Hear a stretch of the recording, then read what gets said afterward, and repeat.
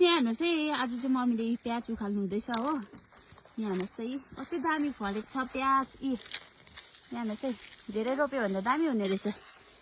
डोकोमा हाल्नु रहेछ। यहाँ छोराले पनि उखाल्दैछ हो, छोराले पनि उखाल्दै।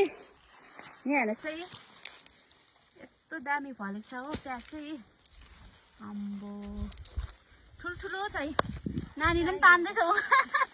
नानीले उखाल्दैछ हो प्याज। भाइले पनि प्याज उखाल्दै राख्दैछ हो। मेरो छोराले पनि उखाल्दैछ। यसरी फलेको छ यी प्याज चाहिँ हो। ठुल्ठुलो फलेको छ, यत्रो यत्रो फलेको छ। क्यामेरामा त्यति साह्रो ठुलो नदेख्दो रहेछ है, तर ठुल्ठुलो छ, यत्रो यत्रो छ प्याज चाहिँ। उयो हेर्नु न, उयो हेर्नु न, छोराले उखालेको हेर्नु नि, उखाल्दैछ। बोजूले देखाउँदैछ मेरो मेहनत, बोजूको मेहनत।